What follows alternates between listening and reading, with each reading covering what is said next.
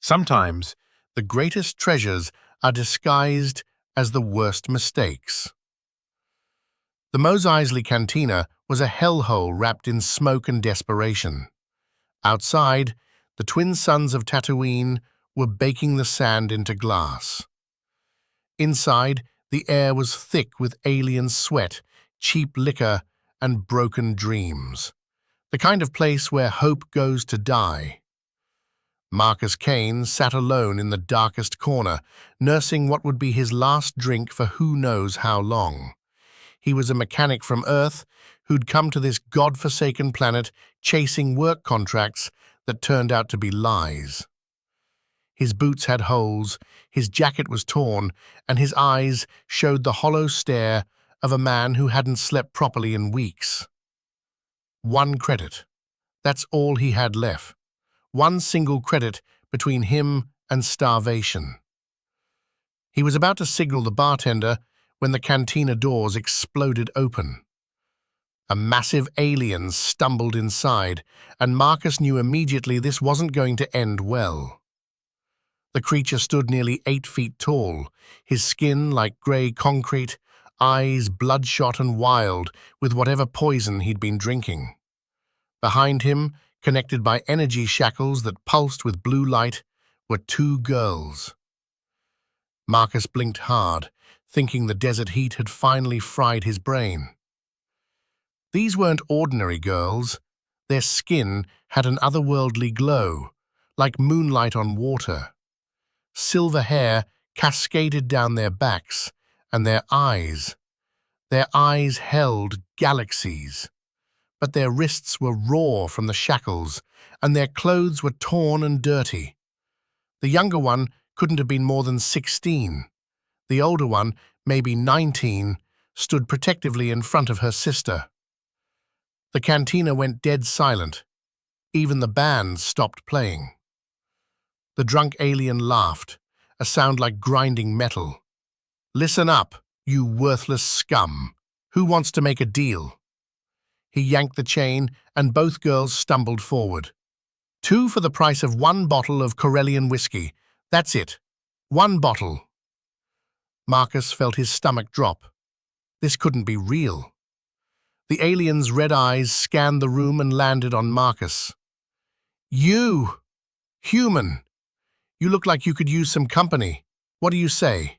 1 bottle, 2 slaves. Best deal on Tatooine." The older girl's eyes met Marcus's across the smoky room.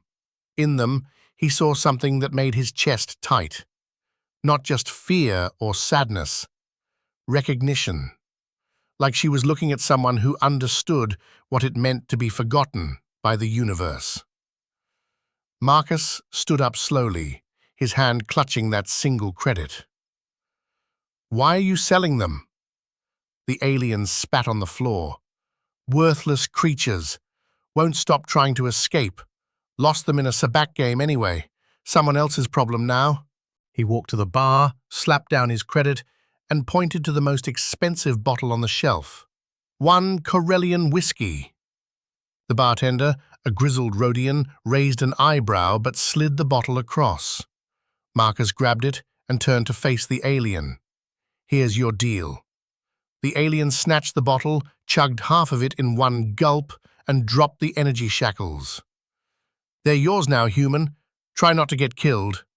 He stumbled back out into the desert heat, leaving Marcus standing there with 2 alien girls and absolutely no idea what he'd just done. The cantina slowly returned to its usual chaos of gambling and fighting. Marcus looked at the girls who hadn't moved. "Do you understand me?" he asked quietly. The older one nodded once. "Do you have names?" Silence. Marcus ran a hand through his hair. "Listen, I don't know what just happened here, but I didn't buy you to own you. You're free. You can go anywhere you want." The younger girl's eyes went wide with fear. The older one stepped closer to her, wrapping a protective arm around her shoulders. Marcus sighed. "Okay, you can stay with me if you want. It's not much, but it's better than chains." He led them out of the cantina into the blazing afternoon sun. His home was a crashed starfighter he'd converted into a shelter on the outskirts of town. Not much to look at, but it kept the sand out and had running water. As they walked, Marcus kept glancing over his shoulder.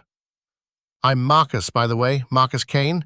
Used to fix ships back on Earth before everything went wrong." Still no response, but he caught the older girl watching him carefully, like she was trying to figure out if he was threat or salvation. When they reached his shelter, Marcus offered them water and some protein bars from his dwindling supplies. They ate in silence, sitting close together on an old crate he used as a chair. The older girl never took her eyes off the younger one, constantly checking on her, adjusting her position, making sure she was comfortable. As the suns began to set, painting the sky deep purple, Marcus sat against the wall and closed his eyes for just a moment. That's when he heard it. The younger girl began screaming. Marcus's eyes snapped open. She was convulsing, her skin flashing with bright white light. The older girl immediately wrapped her arms around her, whispering something in a language that sounded like music mixed with starlight. "What's wrong with her?" Marcus jumped up, wanting to help. The older girl looked at him with fierce, protective eyes. But as Marcus moved closer, he accidentally sliced his palm on a jagged piece of metal sticking out from the wall. "Damn it!" He looked down at the blood dripping from his hand. Without hesitation, the older girl gently took his wounded hand in hers. Her touch was warm, electric. She placed her fingers over the cut, and Marcus watched in amazement as a soft golden light passed between them. When she pulled her hand away, the wound was gone. Not even a scar. Marcus stared at her. "That's not normal." She pulled her hand back quickly, but her eyes stayed on his. "Who are you, really?" Marcus asked. That night, as Marcus tried to sleep, his old communication device crackled to life. A holographic message appeared, and Marcus felt his blood turn to ice. "Wanted. 2 female fugitives from the royal house of Alderaan. Extremely dangerous. Escaped prisoners. Do not approach. Reward 50,000 credits for capture alive." The faces in the hologram matched the 2 girls sleeping quietly near his wall. Marcus whispered to himself, "What have I gotten myself into?" He stared at the reward amount. 50,000 credits. That was more money than he'd ever seen in his entire life. Enough to buy a new ship, a new life, enough to get off this desert hell and never look back. But as he looked at their peaceful faces in sleep, he knew something was very wrong with that message. These girls didn't look dangerous. They looked broken, afraid, lost. Marcus reached over and shut off the communicator. Morning came slowly on Tatooine the way it always did. Marcus made weak calf with recycled water and offered the girls cups. They accepted without a word, still sitting shoulder to shoulder like they were afraid to be separated even for a moment. He could see now how different they were. The older one had sharp, intelligent eyes that never stopped watching, calculating, protecting. The younger one was gentler, more curious, but clearly traumatized by whatever they'd been through. "I know you can understand me," Marcus said quietly. "I'm not asking where you came from or what happened. I just want to know what you need." The older girl looked directly at him for a long moment. Then she slowly raised her hand and pointed toward his broken starfighter sitting in the sand outside. The message was clear. They needed to leave. Marcus scratched his head. "That ship hasn't flown in 3 years. Engines are shot. Navigation's dead. Life support barely works." She tilted her head and gave him a look that seemed to say, "Then fix it." Marcus sighed. "I'll try, but it's going to take time we might not have." The rest of the day passed in focused silence. Marcus worked on the ship, while the girls helped however they could. The older one, he started thinking of her as Luna because of her silver hair, seemed to understand mechanical systems intuitively. She would hand him tools before he asked for them, point out problems he'd missed. The younger one, He called her Star because of the way her eyes sparkled, swept sand from the ship's interior, and studied the control panels with intense curiosity. That evening, Marcus built a small fire outside his shelter. For the first time since he'd found them, it felt like they were something more than strangers. Not a family, not yet, but something warmer than survival.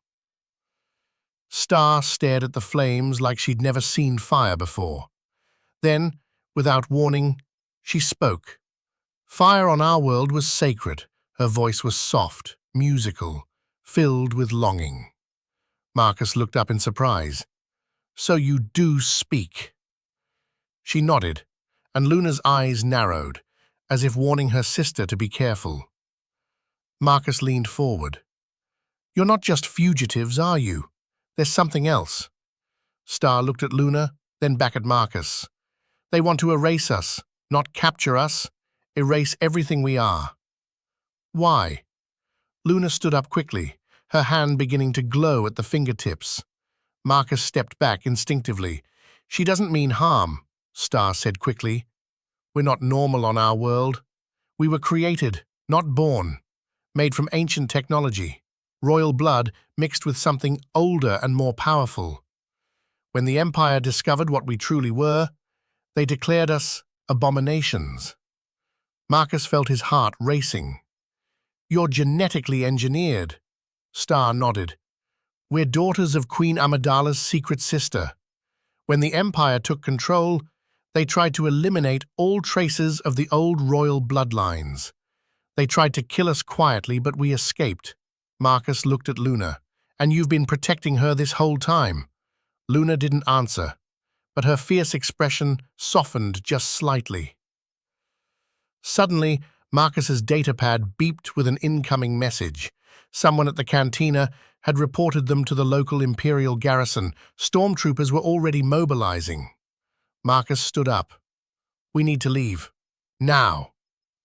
Luna stepped protectively in front of Star and nodded grimly. They worked with desperate efficiency. Marcus threw tools and supplies into the ship. Luna helped reconnect the power systems with an expertise that amazed him. Star sat in the pilot's chair, her eyes glowing faintly, as if she could sense the ship's systems coming online. Within an hour, the engines coughed, sputtered, and finally hummed with life. Marcus grinned. "She's not pretty, but she'll fly." That's when they saw the dust cloud on the horizon. Imperial speeders, fast and heavily armed, closing in fast. Luna looked at Marcus with something he hadn't seen before in her eyes. "Trust. We believe in you," Star whispered. Luna stood by the boarding ramp, ready to defend them with her life. Marcus shouted, "Everyone inside, we're getting out of here." The ship rose shakily as they escaped into the sky. Marcus turned to them and said, "You were sold to me for a bottle of whiskey, but now I'll protect you with everything I have." For the first time since he'd met them, Luna smiled, not out of duty or desperation, but out of hope. The desert of Tatooine stretched below them like an ocean of gold and shadow. Marcus gripped the controls with white knuckles as the old ship shuddered through the heat thermals. Warning lights blinked across the console like angry red eyes. They'd barely gotten airborne, and already everything was going wrong. Behind them, 2 Imperial patrol ships cut through the sky like deadly arrows, sleek and built for one purpose: hunting. One had already fired a warning shot that came close enough to rattle their hull. Luna stood behind Marcus, her posture straight and alert, eyes beginning to glow with that strange inner light. Star sat beside him, hands folded in her lap, watching the endless sand through the cracked viewport. The tension in the small cockpit was thick enough to cut.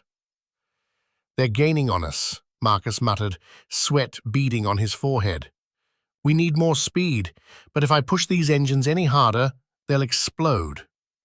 Luna's voice was calm, almost hypnotic. Use the canyon system. Drop low, stay in their shadow. Marcus frowned.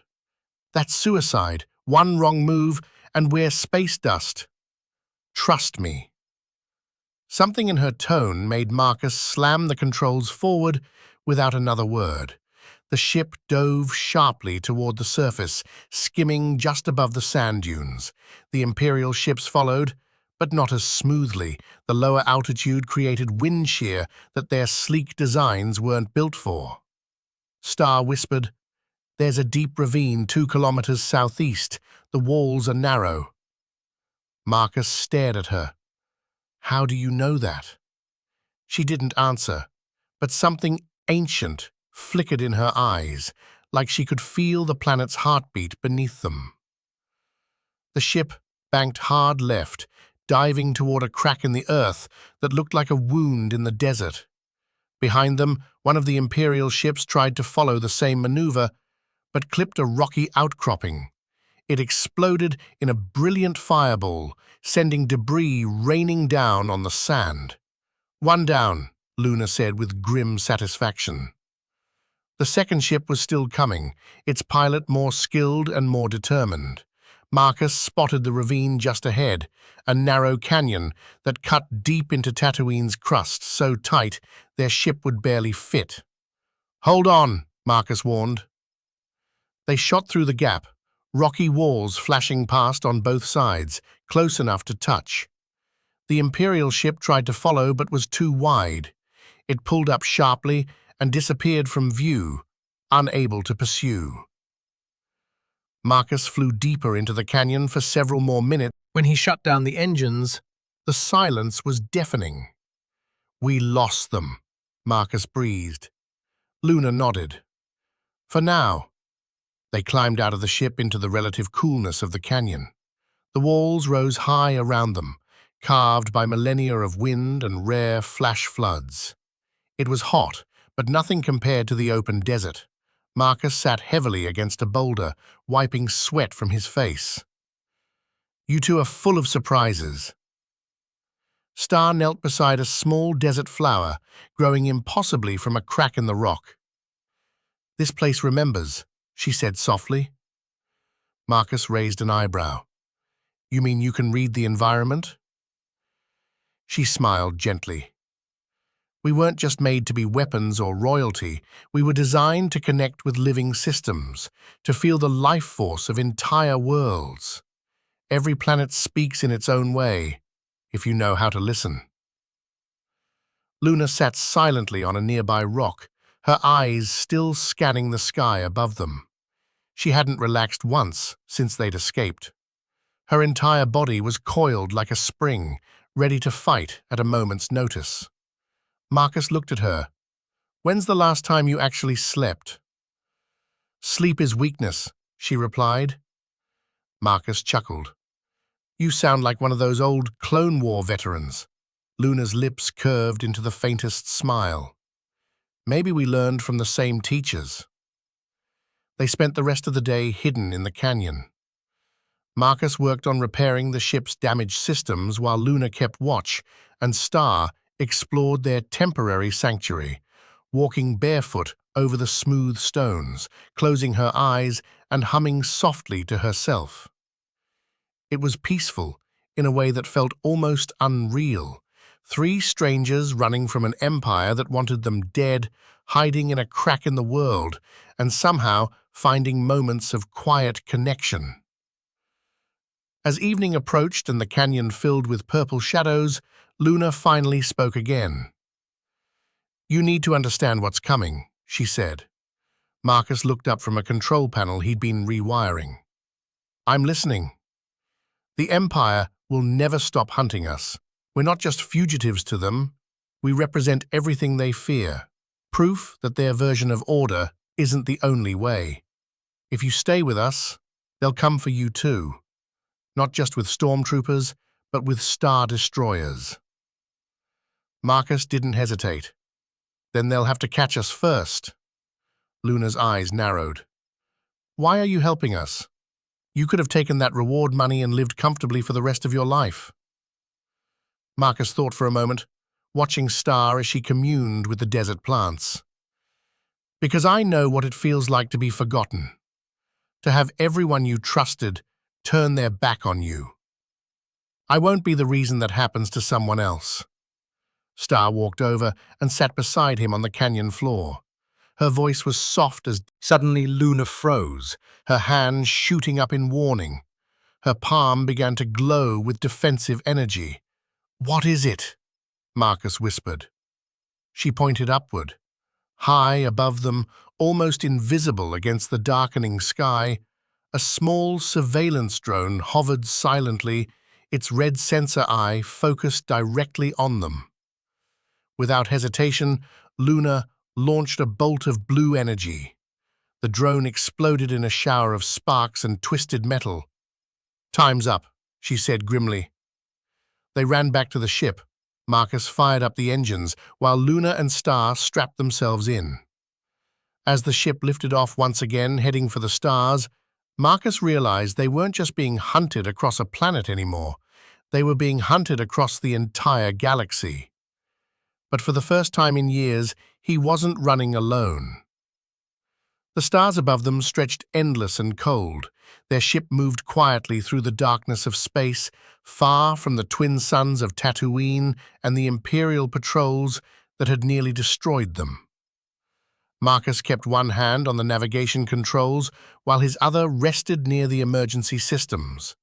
His fingers trembled slightly, not from fear, but from the weight of realization. 3 days ago, he'd been nobody, a forgotten mechanic drowning in debt and despair. Now, he was harboring two of the most wanted fugitives in the galaxy, and somehow it felt like the first right thing he'd done in years. Star stood near the viewport, her face illuminated by distant starlight. She was humming again, that strange, beautiful melody that seemed to make the ship itself calmer. Luna sat across from Marcus, methodically cleaning a vibroblade that had somehow extended from her forearm. She'd been silent for hours, but her presence was like a shield around them all. Marcus finally broke the quiet. "You said you weren't just made, you were created to connect, to feel. But how can you trust me so quickly? I'm still basically a stranger. I could turn you in at the next spaceport." Luna looked up from her weapon, her silver eyes studying his face. "You won't. How can you be sure?" Star turned from the window and walked over to them. Her bare feet made no sound on the metal floor. "Luna and I were born in a laboratory," she said quietly. "We never saw real sunlight until the night you bought us, never felt wind that wasn't filtered through machines, never tasted water that hadn't been purified and processed. The first time we felt genuine warmth was when you gave away your last credit for us." Marcus looked down. "I didn't save you. I just did what felt right." Luna sheathed her blade. "That's exactly what makes you different." Hours passed. Marcus showed them how to repair the ship's communication array and patch damaged hull plating. Star learned incredibly fast, her enhanced intellect absorbing technical information like a sponge. When Marcus accidentally burned his hand on an overheated power coupling, it was Luna who caught him and healed the injury without a word, her touch gentle despite her warrior's demeanor. Later, they shared a simple meal of ration packs and recycled water. Star tasted synthesized fruit for the first time and actually smiled, an expression so genuine and joyful that it made Marcus's chest tight. "Sweet," she said wonderingly. "We never had sweet things in the lab." "You've got a lot of living to catch up on," Marcus told her. She tilted her head curiously. "Living?" "Yeah, real living. Making your own choices, laughing too loud, eating too much, making mistakes and learning from them." Star looked at Luna with hope in her eyes. "Can we have that, sister? Can we really live?" Luna was quiet for a long moment. Then she looked at Marcus with something that might have been gratitude. Only if we survive long enough. That night, they took turns monitoring the ship's sensors. Marcus woke from an uneasy sleep to the sound of quiet voices. Luna and Star were speaking in their native language, their words like flowing water and distant music. "He's not like the others," Star whispered. "He carries pain the same way we do." "He's still human," Luna replied. "They always disappoint in the end." "This one hasn't. Not yet." Luna's voice dropped even lower. "I had the vision again, the dream. It's getting clearer. He's in it, standing between armies." "Dreams aren't destiny, sister. They always come true. You know they do." Marcus kept his eyes closed, pretending to sleep. They were having prophetic dreams about him. What did that mean? The next morning, he told them they'd need to refuel soon. There was a trading post in the Corellian system, dangerous because of Imperial activity, but their only realistic option. As they prepared for the approach, Luna walked over and placed something in Marcus's hand. It was a small crystal that pulsed with inner light. "What's this?" Marcus asked. "A memory crystal from Alderaan. It preserves truth, shows what really happened." Marcus turned it over in his palm, feeling its warmth. "Why give it to me?" "Because if we don't survive what's coming, someone needs to remember who we really were." That hit him harder than he expected. When they reached the trading post, a ramshackle collection of docking bays built around an old asteroid mining facility, Marcus went alone to negotiate for fuel and supplies. Luna and Star remained hidden on the ship. The trader who sold him fuel cells was a scarred Corellian with suspicious eyes. "Nice ship," the man said. "Looks like she's seen some action recently." Marcus kept his expression neutral. "Bought her used. Previous owner wasn't much for maintenance." The trader's eyes narrowed. Marcus forced a smile. "I don't pay attention to Imperial bounty postings, bad for business." He got what they needed and left quickly. But as he walked back to the docking bay, he heard a comm transmission behind him. "Alert Imperial Command. Possible sighting. Send a patrol." When he returned to the ship, Luna's eyes were already on him. "They know," he said simply. "We can't stay," Star added, her enhanced sensors picking up the approach of Imperial shuttles. The ship launched again, rising into space just as TIE fighters emerged from hyperspace. As they jumped to light speed, barely escaping another Imperial trap, Star sat close beside Marcus and whispered, "They'll never stop hunting us, but as long as you're willing to run, we'll never stop protecting you." Marcus looked at her, then at Luna, then at the stars streaking past them. He realized something that should have terrified him, but instead filled him with purpose. He wasn't alone anymore, and maybe, just maybe, he'd found something worth fighting for. Marcus brought their battered ship into the docking bay of Haven Station, a massive space platform that orbited the gas giant Bespin. The station was a maze of corridors, market levels, and temporary shelters where travelers from across the galaxy came to disappear or make deals they couldn't make anywhere else. It was the perfect place to vanish or get killed. Luna had warned him not to trust anyone here. "Every smile is hiding a knife," she'd said. He nodded, understanding.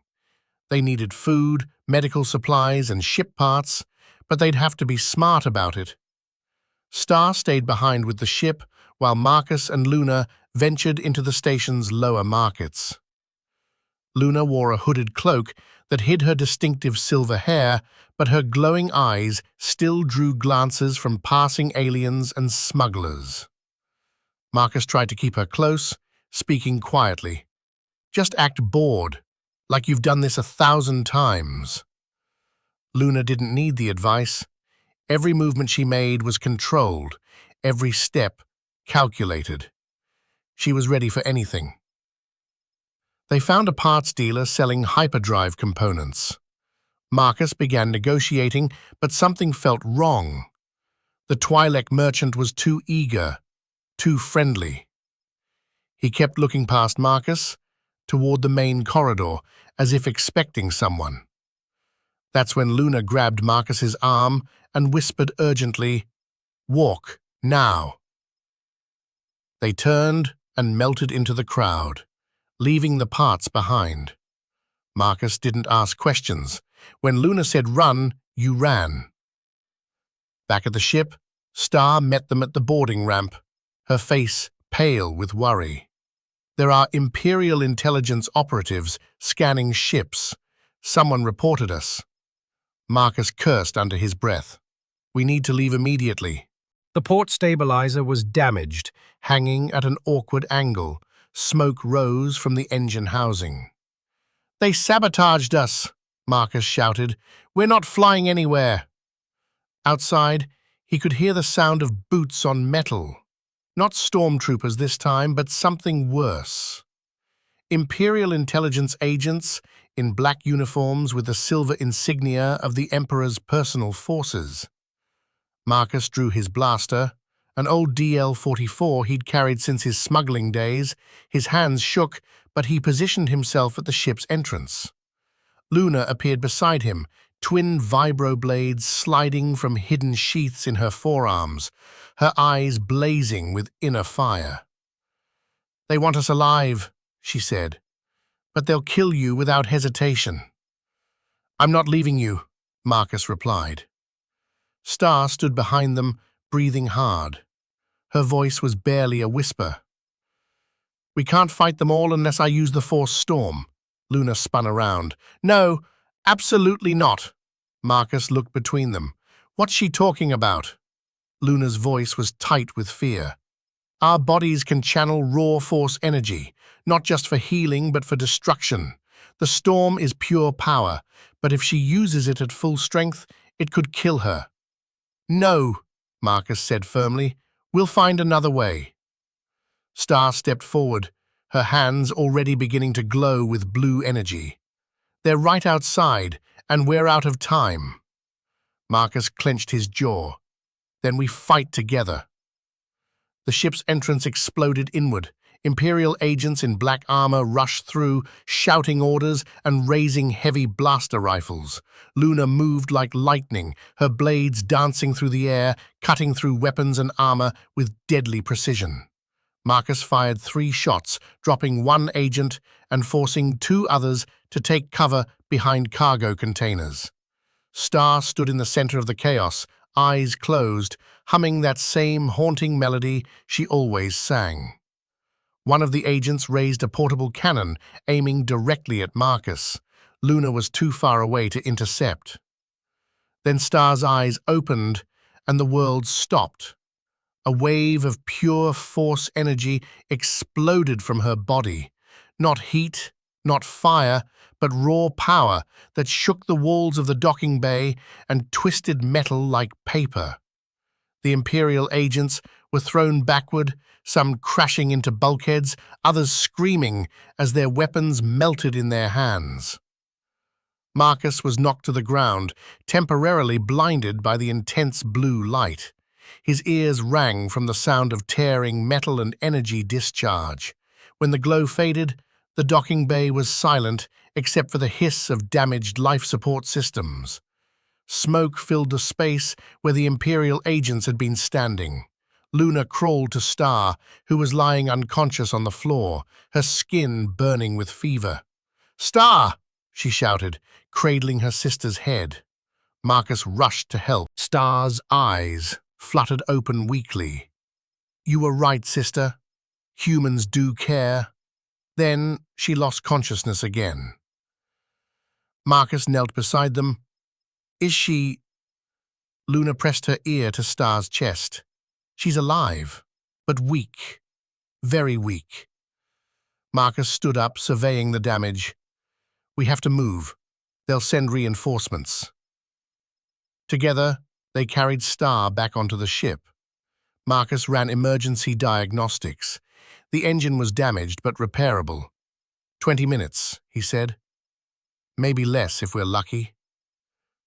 Luna covered her sister with thermal blankets, her voice shaking for the first time since Marcus had known her. She's never used that much power, not even when we escaped the Imperial laboratory. Marcus looked up sharply. What laboratory? But Luna didn't answer. She was staring out the viewport at red emergency lights flashing throughout the station's corridors. Marcus took a deep breath and spoke to himself as much as to them. I bought you for a bottle of whiskey. Now I'm willing to die for you. And in that moment, he understood something profound. He wasn't just protecting them anymore. They had become his family, his purpose, his reason to keep fighting in a galaxy that had forgotten how to care. As the ship's engines finally roared to life, carrying them away from another close call with death, Marcus realized that sometimes the most valuable things in life come disguised as the worst mistakes. Their ship broke through the upper atmosphere of the gas giant Bespin, shaking violently as it fought against massive wind currents and electrical storms. Warning klaxons blared throughout the cockpit, and every system seemed to be failing at once. Marcus wrestled with the controls, sweat streaming down his face. We need somewhere to land, somewhere completely off the grid. Luna hunched over the navigation computer, her fingers flying across the controls. There's a dead moon in this system, abandoned mining colony. The Empire wrote it off after the operations became unprofitable. No patrols, no settlements. Marcus nodded grimly. Set coordinates. The old ship groaned as it changed course, but it held together through sheer determination and Marcus's desperate prayers to whatever gods might be listening. An hour later, they touched down on the surface of the forgotten moon. Grey rocks and dead mining equipment stretched to the horizon, under a sky the color of old bones. Wind howled across the desolate landscape, but at least they were hidden. Marcus lowered the boarding ramp and stepped out into the thin, cold air. Luna followed, her weapon drawn, scanning for threats that might not exist but could never be ignored. How long do we have before they find us again? Marcus asked. Luna's expression was grim. Not long. She needs time to rebalance. Her connection to the Force is unstable now. Too much power, too fast. There was deep worry in Luna's voice, hidden beneath her warrior's mask. Marcus could hear it now. The pain she carried, the weight of protecting them both in a galaxy that wanted them erased from existence. Luna wasn't just a guardian. She was a sister, carrying impossible burdens, and the constant fear of losing the only family she had left. Back inside the ship, Star stirred, her voice weak but clear. Marcus? He knelt beside her makeshift bed. I'm here. She opened her eyes, still glowing faintly. I saw something in the Force, a vision, a burning city, an Imperial throne room, and you standing between two armies. Marcus frowned. What does it mean? She smiled weakly. It means your part in this story is bigger than any of us realized. Before Marcus could ask what she meant, she drifted back into unconsciousness. Later that evening, while Luna stood watch on a rocky ridge overlooking their ship, Marcus walked the cold, desolate surface of the dead moon. He tried to make sense of everything that had happened. How had his life gone from fixing broken hyperdrives to protecting Force-sensitive refugees from Imperial assassins? He didn't understand prophecy or visions, but he knew one thing with absolute certainty. He couldn't abandon them now, even if he wanted to. They had become part of him, and he had become part of them. Suddenly, a sound cut through the howling wind, a high-pitched whine that made Marcus's blood freeze. Luna's voice carried across the wasteland. They found us! The sky tore open as 3 Imperial Star Destroyers dropped out of hyperspace, their massive hulls blotting out the stars. Dozens of TIE fighters poured from their hangars like angry insects, red laser fire already beginning to rain down on the moon's surface. Marcus ran back toward the ship, shouting over the noise of engines and weapons fire, "Luna, get inside!" She met him halfway, carrying Star in her arms like her sister weighed nothing. "The ship won't start fast enough. I'll hold them off." "No," Marcus said firmly. "We do this together or not at all." They didn't have time to argue. The TIE fighters swarmed down in perfect formation, their twin ion engines screaming. Luna stood in the barren moonlight like an ancient goddess of war, her eyes blazing with inner fire. As the fighters swooped toward them, she raised both arms and unleashed something Marcus had never seen before. Waves of force energy erupted from her hands, but this wasn't healing power, this was destruction incarnate. The ground cracked beneath her feet, the air itself seemed to burn.